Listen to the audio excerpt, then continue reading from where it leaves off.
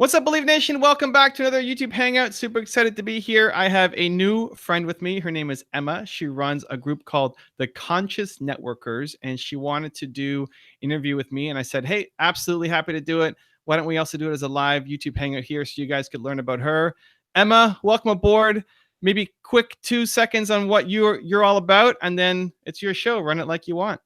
Oh, thank you. Yes, so I'm Emma and I'm from London and I run a chartered accountancy practice for conscious businesses. And I've set up the Conscious Networkers to bring this mission to the people, to help people to do work that's aligned with what they love. So they're doing what they love and they're helping other people in the process. And everything I do is to bring about purpose and to balance it with financial security so that people are happier and fulfilled. I love it. Well, it's your show. Take it away. So, really, the Conscious Networkers is about bringing people together so that they can live more conscious lives and understand how they can do that in a way that is sustainable. And so, Evan, thank you so much today for bringing your wisdom to us. And the first question is really, what is your story? How did you get here?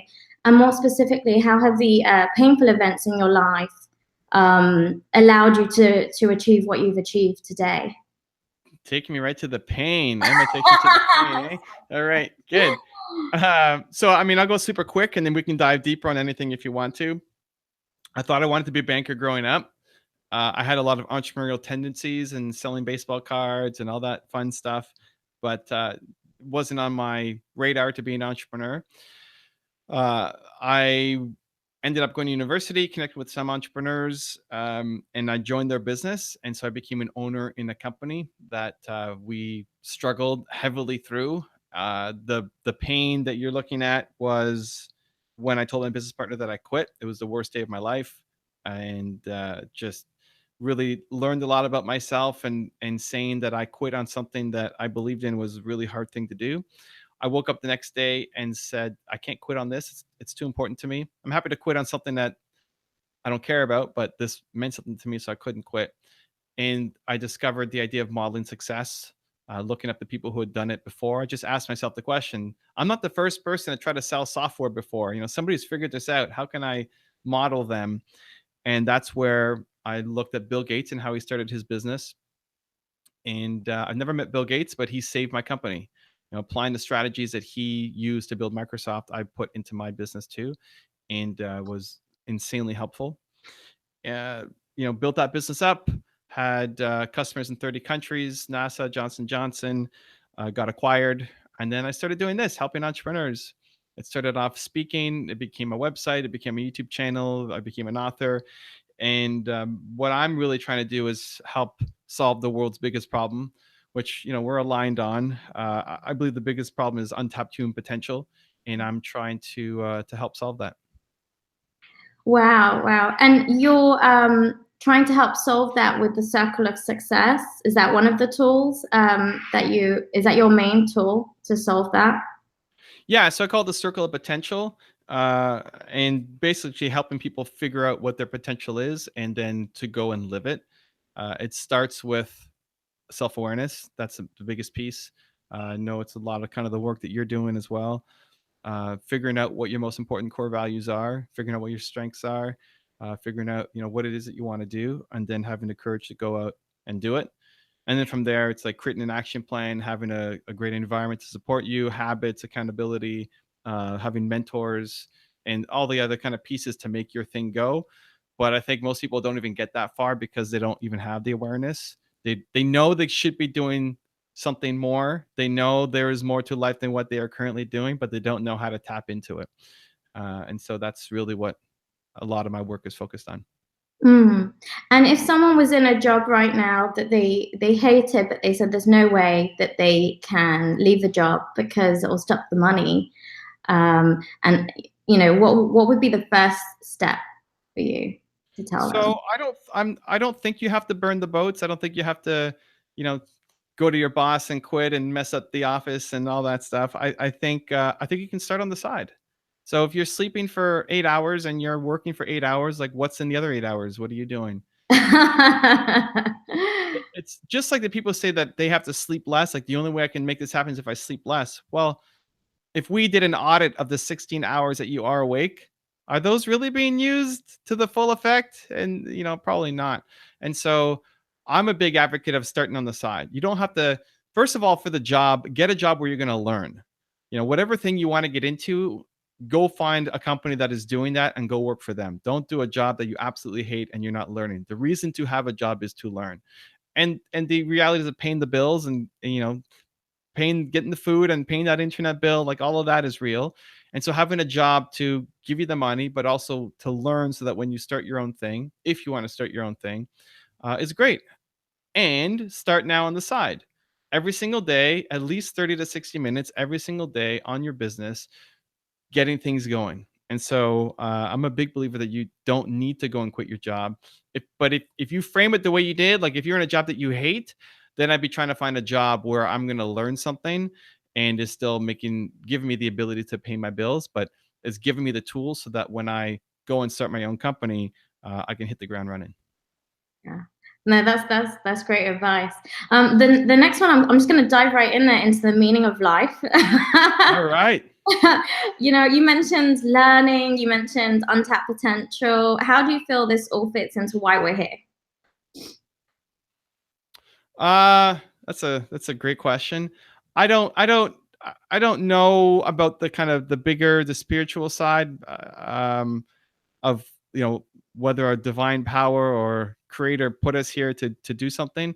I do think that the greatest joy that you can get on the macro level is contribution in service of others, doing something to help others. Yes, you can do something to make money for yourself and, go off on a vacation and buy the car, whatever you need to do with the money. But ultimately, your happiness will come when you're doing something that is not just selfish, but gives back and contributes to the people around you. I think some people are very mission driven. I'm very mission driven that I want to help the masses. I want to have a big impact. I want to touch, billions of lives. Other people aren't as mission driven and they just want to touch the 5 people who are closest to them, Mm. their wife, their husband, their parents, their kids, and just know that they had a really strong and meaningful impact on those people. I'm not going to judge whether you want to only help the 5 closest people in your life or whether you want to help the world. But I do believe that your ultimate happiness will come when you are contributing back and helping others. So finding the thing that you can be of service to, I think, is really important. And then for the entrepreneurial side of me, it's how do I be able to monetize that so that I can help more people? Because if I'm doing something solo by myself, I can only do so much. If I can make money doing it and hire a team of 100 people to help me, then we can have a much bigger impact as well. And so I think finding the thing that you're calling, the thing that you feel fills you up, that has contribution to other people, I think that's the game. Mm. And if you scale up your business, do you feel that that means you can then connect and have that wider reach that you're talking about, but also be able to focus on what you love and then you're really living your calling? Yeah, I think if you do it consciously, then you're good. Then you can. I think a lot of people scale a business in just chasing a goal and just making the next round and just hitting the 1 million or 10 million or 100 million or like whatever your revenue goal is or salary goal or net worth goal. Um, I don't think that's the game. I think you're better off being a solo and doing something that contributes back because it's a hollow pursuit of just chasing the numbers. But if you do it consciously to say, here's what my calling is or my purpose is or my potential is, and I'm going to surround myself with the people who can help me do my thing even better. I think everybody has Michael Jordan level talent at something. Yes. I think we all have that ability. But to become an entrepreneur, you have to do a whole bunch of other stuff that you don't like doing. That is not your Michael Jordan level talent. So I think if people first even know what they're great at, which most people don't, but if even you're on the minority who knows what they're great at, you're still likely only spending 5 to 10% of your time actually doing the thing that you are great at, and 90 to 95% of your time doing all the other stuff that's around the thing that you're great at. And so if you can scale up to bring on people that allows you to move that 5% to 50% or 75%. So like you're spending as much time as possible doing the thing that you are great at, and then you allow everybody else on your team to do the thing that they love doing that they're really great at as well. I think that's where you can really feel more fulfilled and also have the bigger impact that you're looking for. You know, I don't know that you do that right out of the gate. You know, you may hate doing accounting for your business. I know I'm not a huge fan of doing accounting or paperwork and all that kind of stuff. At the beginning, you know, I still believe in doing everything myself. I don't like spending money till I'm making money. But as soon as I'm making money, I invest it back into my business so that I can give that to an accountant who loves doing accounting. It's like that fills him up. He's doing me a great service and he feels that's his contribution. Amazing. That frees up, you know, hours or days of my time to go now focus on doing something even bigger that I love doing. No, I completely agree with that. And running accountancy practice. I understand how people feel about accounting. What I really would like to talk about is your one word believe. If you could tell us about that, I think that's such a important thing to have, just this one word. But I really like your one word. So I also want to know, can you have other people's one words, or if you could tell us about it and whether you can, how you develop your one word. Yeah. So the self-awareness piece starts with figuring out what your most important core value is. I believe that everybody has one supreme, most important core value that you get to define for yourself. Like you figure out what that means to you. But once you have that clarity, then it allows you to go really far. Allows you to go really quickly as well. You're not so susceptible to living other people's version of your life. You get to live your own, because everybody around you has an opinion of what you should do with your life, right? Your friends, your family, your relative, like everybody knows, they know what you should be doing with your life. And it's hard to say no when you don't have a clear plan yourself. And so when you understand what your most important core value is, then it allows you to figure out your plan and allows you to surround yourself with the people who will be encouraging along your mission. So my one word is believe. And what I want people to do is turn the word that they have into a hashtag. So it's not just believe, it's hashtag believe. And I get to define what believe means for me. And so can you have the same word? Sure. But the nuances, the breakdown of what defines the hashtag will be different for you than for me. So believe for me breaks down into, you have to believe in what you're doing. You have to be passionate about the work, right? If you love accounting, you have to love accounting. You love holistic medicine, you got to love holistic. Like the thing that you're doing has to be something that you love doing. There's the believe in yourself. So the confidence, right? I think that's what most people would think of when they think believe, like believe in yourself. And then it's also then believe in the impact. I want to have a big impact in the work that I'm doing. And so when I'm looking at new projects, when I'm looking at bringing on new people, that's always how I lead. Is this going to be a project that will help me and others believe? Will it improve self-confidence, right? Is it something I'm passionate about? Will it lead to a big impact? And if it's not checking those boxes, then I probably won't do it because it's not as fulfilling as another project could be.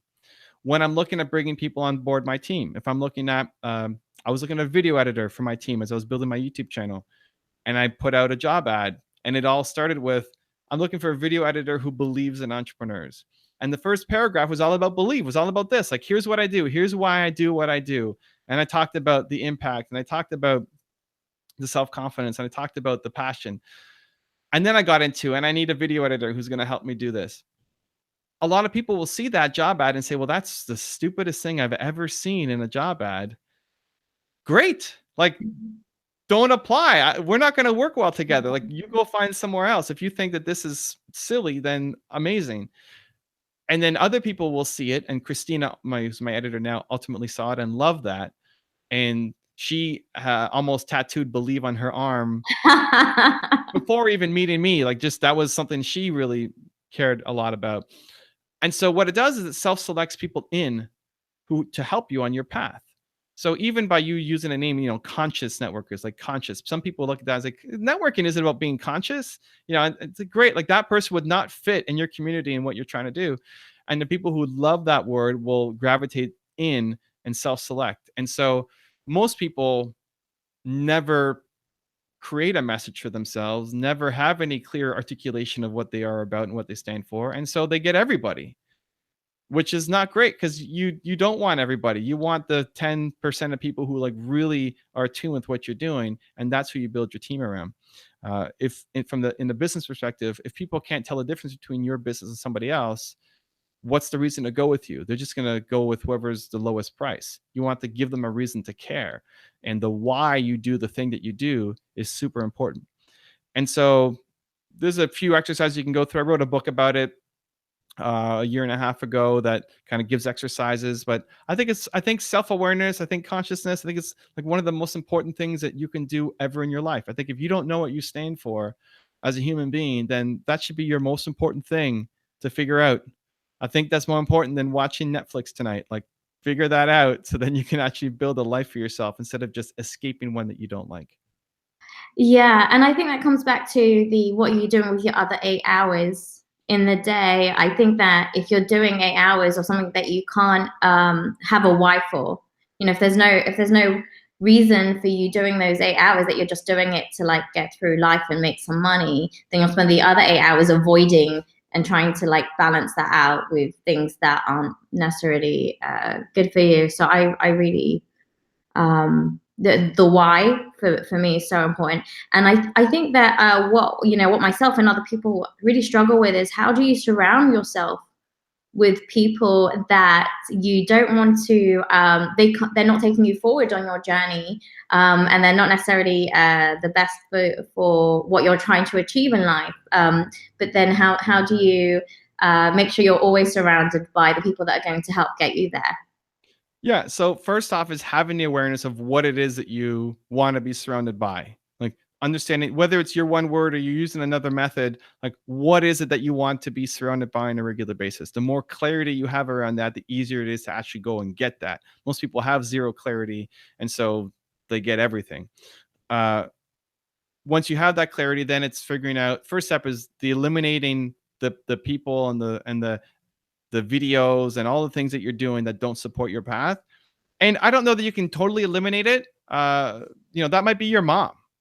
Your mom might be the one who's hating on you and saying, you can never do this. What are you thinking? This is the stupidest thing ever. And so for some people, they just eliminate their mom from their lives. That's a drastic step that a lot of people may not want to take.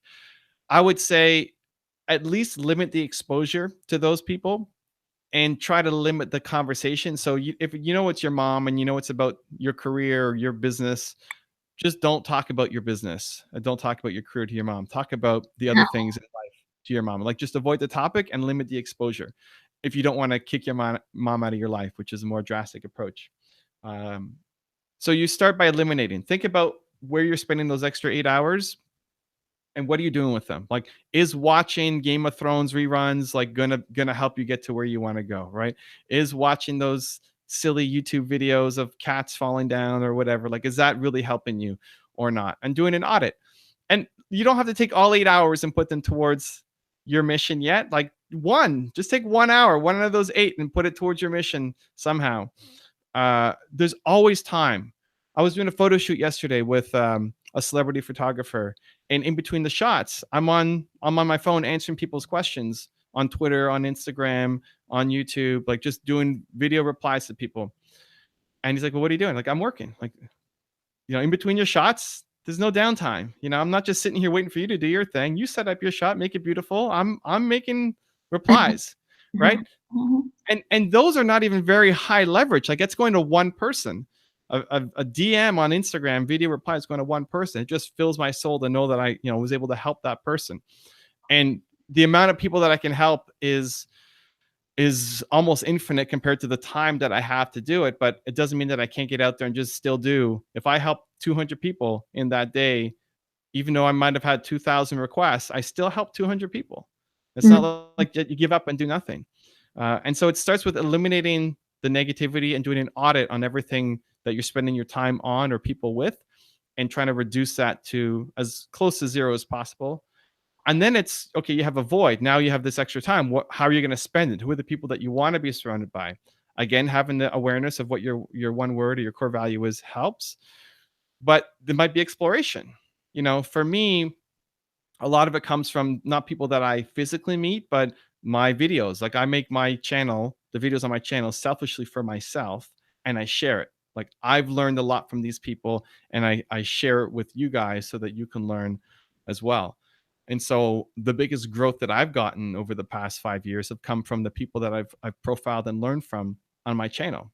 So for me, I would much rather watch a video than read a book, than listen to a podcast, than go to an event. I love video consumption, and so I filled more of my time with these positive video consumptions. It's what led me to even create this business opportunity, because I'd sit there and watch 20 hours of Elon Musk videos over the course of a couple of days, and in that 20 hours you have 5 minutes of really great gold nuggets, right? And like an entrepreneur, instead of just complaining about having to watch 20 hours to get 5 minutes, like, hey, there's an opportunity here. And so that's what my channel does now, is we watch all of those videos and we condense it down to get the best. And so out of that desire to create a better environment for myself, created a business opportunity for lots of people to grow and learn from. So it's eliminating the negativity from your life, or limiting exposure. And then once you have the void, trying to figure out what are the positive experiences, people, resources that I can put in here to help me move forward to where I want to go. That's so powerful. And my manager is a really big fan of yours, Sammy, so I just have to shout out to her. And she had a question. She said, out of all of those, what piece of advice most sticks out to you out of all of those? So the best piece of advice is from my parents. It's not in the book or any video. They're on my wall behind me in the office. They're in this middle picture, and I'm 8 or 9 years old. And it was the same message of believe. Like belief came from them. They always taught me that I was a Carmichael, and anything that I believed I could do, I could do. And I think they taught me the most important lesson of all. All of the other lessons that I've gotten have helped 100%. But if you're asking for the most popular or the most influential one, that was it. Wow, that's beautiful. And the other thing, obviously, you've got pictures behind you. How important do you think it is to have someone by your side who supports what you're doing, to be a team, and so that you can bring your vision to the world? That's a great question. I think you talking like a romantic partner in life. Yeah. So I think your partner should make you a better version of yourself. But I don't think you need to. I don't think it's good to have to rely on your partner for things. I think people too often blame their partners, and they say, "Well, I'm not successful because of you, because you're not coming out and you're not helping." Like you own your success. You don't need anybody to make you successful. You can go off and do your thing. It's just like if you want to have a great relationship, you need to love yourself first before you can really love somebody else. Right? At least I believe that. You need to, if you do not love yourself, it's really hard to be in a great loving relationship. Until you can really feel full inside, it's hard to give to somebody else. And so I feel the same way about career success and entrepreneurial success, that it really comes from yourself, and the people that are around you should be great compliments and should fill you up and help you like take things to the next level. But it's not mandatory. Like you should be able to do it on your own as well. You're not you're not failing because you don't have a good partner in life. Like you're failing because of you. You're not in a loving relationship. If you're not in a relationship because you don't love yourself, right? So I always take the self accountability. That being said, like it's so amazing to have great people in your life, including the one that you spend the rest of your life with. I'm fortunate in that I had 2 long-term relationships before meeting Nina, and both of them were great, but very very hands off in terms of like I'm doing my thing. They didn't really care a lot about what I did. Nina, on the other hand, was very supportive and wanted to come to events and wanted to come to the things that I was doing and wants to be on the videos and like wants to have an active role. which is awesome. Like it's like, what is this feeling? This feels weird, right? This is great. This is amazing. Yeah. And so I think, I put it on a spectrum. I think when you're looking at things to do with your partner, you have an idea, or you have an interest that you want to chase. You go from the far end of the spectrum is they hate it and they block it and they tell you that you can't do anything and like don't do that. The next step up, I see it in 4 phases. Phase 2 is they allow you to do it, but they're not happy and they're still complaining, but they don't completely block it, right? They kind of tolerate it. Phase 3 is they've accepted it. They've accepted that this is a thing that you do. It's not a part of their life, but they are happy for you, right? And then the last one is like they're your champion. They support you, like they're all in. They love it. And I think you need to play in that last 2 quadrants. Like you don't want to be around somebody who totally hates the thing that you're doing, or they're just barely tolerating it. You want to be with somebody who is either your champion, which is awesome, or at least can accept that this is a part of what you want to do, whether that's in the macro of terms of your business and your big ambitions, down to little tiny hobbies and interests that you have, right? Like I like the Toronto Blue Jays and I like going to a game a year to watch the Blue Jays play baseball, and Nina comes, right? Like if it was watching every single game, maybe that's a different level of commitment, right? Yeah. But she would accept that about me, that if I needed to go watch every game, she would accept that. She may not want to be a part of it, but she could accept that that's what I love and that's what I need. So I think you need to play in those last 2 quadrants to have a successful relationship. Yeah, that's very interesting. I just thought, oh, I want quadrant 4. I never even thought about like the the 1 and the 2. But it's it's interesting. I guess you don't need to have your partner on board for everything, but the acceptance, I get that. What do you do to get ready for your interviews? Do you have like do you set an intention, and is there anything else that you do to kind of get you pumped or get you focused? So I have a daily thing that I do every morning. I wake up, I go to the bathroom, and I read a page from my book. Because I made it for myself. Like I read a page from the book, not the 1 word, the top 10 rules, every single day. And it gives me a hit of inspiration from somebody who's done a lot. I don't wake up every day like, it's Thursday, is amazing. Oh my gosh, I'm so right. Like I don't have that energy in the morning. I don't know that anybody does. I think somebody who does might be kind of faking their way through it. So I like having that hit of inspiration from somebody who's done a lot more, and then I'll make a quick video myself with a quote, with a message that is to share as a gift for the audience, but it's also for myself. It's like as I'm saying it, it's a reminder to everything I'm saying now is still a reminder to myself, right? Like if Nina wants to go do something, I hope that I at least accept that thing that she wants to go off and do, right? If not support, right? Every word is still a reminder to myself. And then I'm here in my office. Like my office was designed intentionally. The people that are on my wall are there. You may not know who they are, or some of them, or they not mean anything to you, or maybe you hate them. To me, like it means something. Yeah. And so having an environment that automatically triggers you thinking great thoughts is important, because you may not wake up wanting to think about it. You may feel tired. You may want to give yourself a break, but coming into an environment that's been designed so it happens automatically helps. So all that takes 15 minutes. It's pretty quick in the morning. Then I'm good and I'm set. I'm ready to go.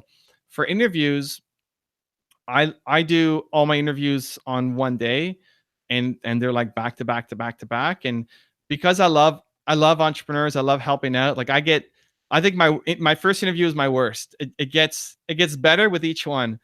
And so my first one is usually my own. So I'll do a live chat on my channel for an hour. So I did that this morning, answering questions from my audience. And we'll have, a couple thousand people in there and answering questions. And then boom, done. And then interview, podcast, radio, whatever. And the day just flies by. And so I don't have to think about like getting on before this. I don't have to think about this episode because I've already done the work of thinking about every other episode, right? And so you'll feel like you're getting the cumulative energy benefit from everything else that I've already done today. And I think that works for me. I think scheduling to your personality and your energy is important. I have a hard time jumping from this. Like I'm naturally an introverted person.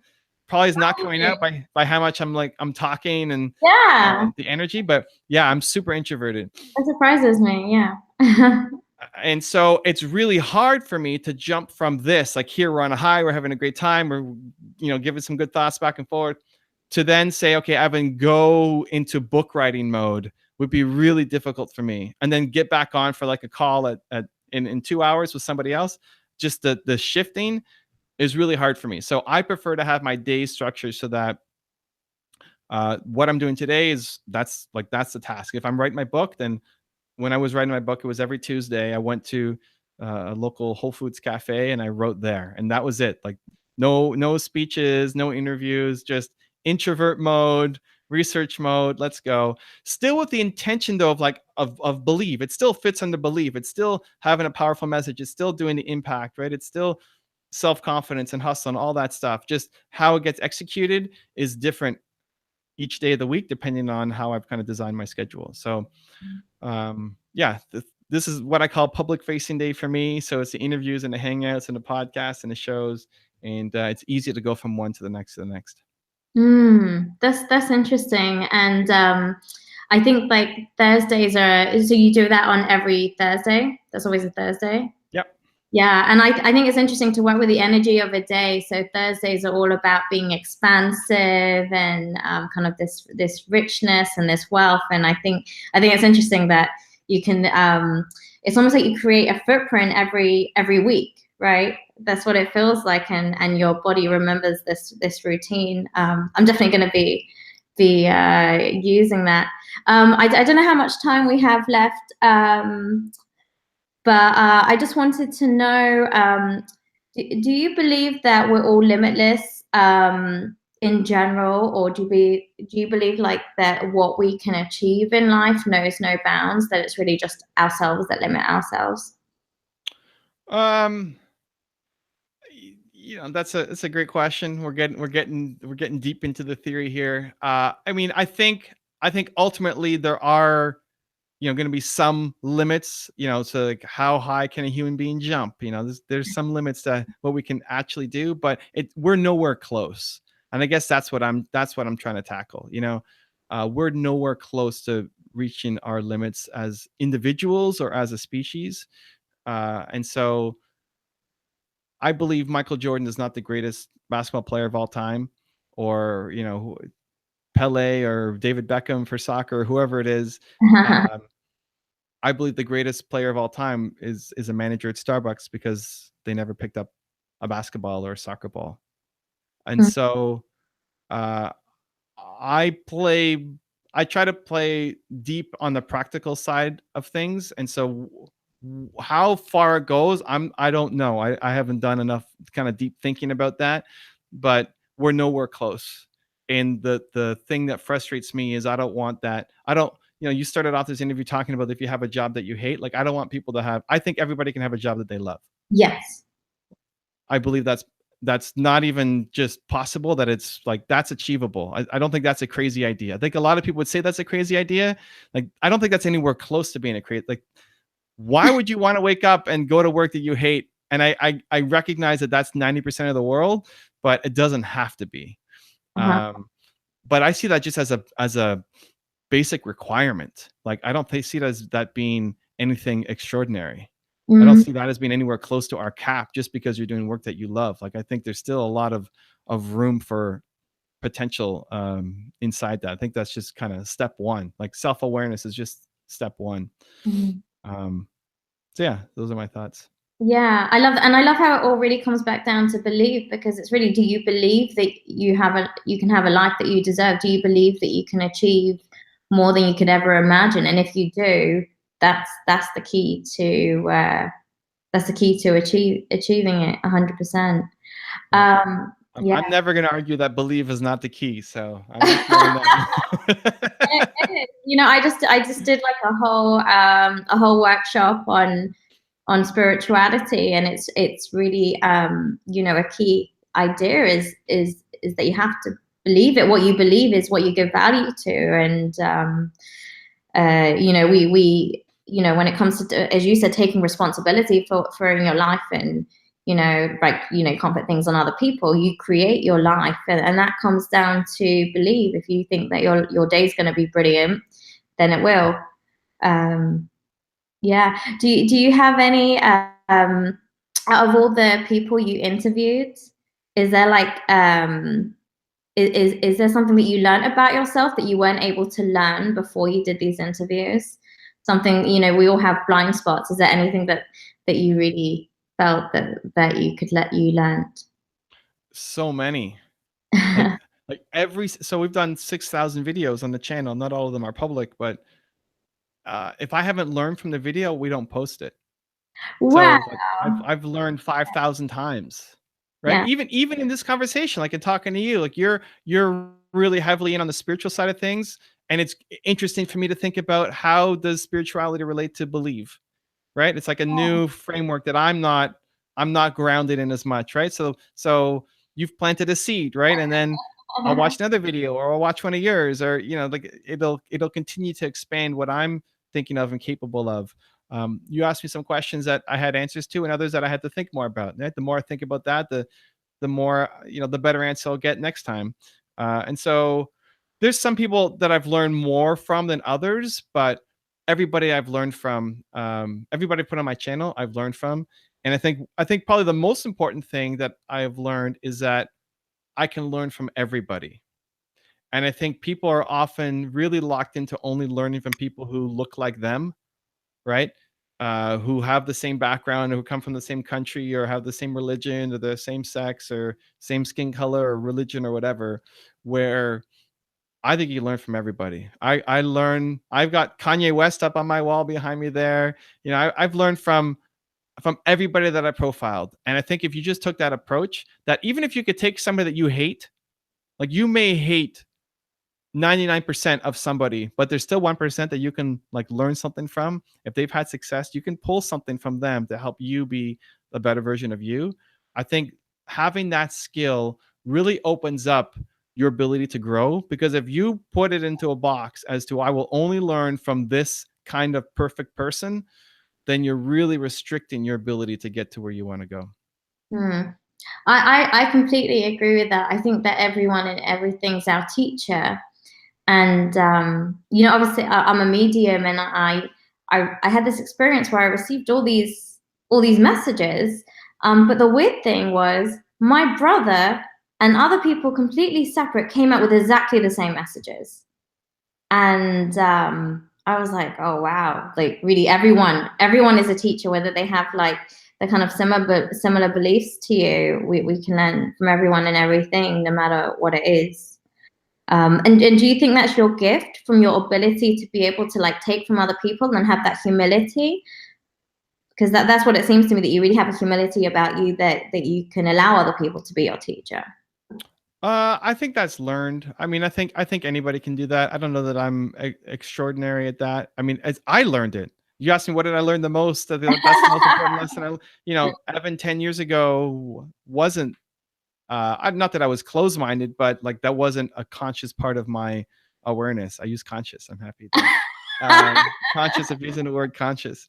Yeah, I think that's totally a learned behavior, and I think the more, I picked that up by watching all these different videos and having somebody who I'd had no idea who they were rock my world with amazing points and just put things in a new perspective for me. So I think that was great. I think my superpower is believing in people. Like I will believe in people more than they believe in themselves, and I can get people to move forward on their path just by being around them than if I'm not there. And so that's what I try to do, like with my content, my videos and interviews, try to be around people more to give them a little bit more confidence to go off and do the thing they want to do. So I'm seeing how the one word kind of comes full circle. So it's like your superpower and your values, and it really begins to go through it's like a filter through everything you do. I see that. Yeah, it's the lens through which you see the world. Wow, that's beautiful. I've been thinking about mine. I'm like hashtag conscious connection. I'm still on it. And is there one final piece of advice that you'd give people? Yeah, I would just say that you should make today count. That if you were inspired by this video, or if you're inspired by anything that that Emma puts out, then today matters. Like, don't take the message from today and say I'm going to do something tomorrow. That this matters right now, this moment. Whatever idea came to mind, like, do something about it. Whether you got half the day left, or whether you're going to go to bed in half an hour, you still have half an hour to do something. I try to approach it that I want everything I make for my grandkids to see. Like, this interview, I'm not thinking about my next interview or my next 4 interviews today. I'm thinking about this, my time here with Emma. This has to count. My grandkids have to see this video. This is the one that's going to rock their world. And Mhm. so putting that kind of importance on the work that you do, I think helps, not delaying for the next day. And it doesn't mean that you're always going to make something amazing, but if you go in with that intention every day, that today I'm going to make something that my grandkids are going to be proud of seeing me do. If you took that intention every single day, like, you will make amazing things. And so make today count. You've got however many hours left. Do something important. Wow, thank you so much. There's so many gold nuggets there. So and yeah, thank you so much. Really. Thank you for the love, Emma. It was a pleasure. Peace. Bye.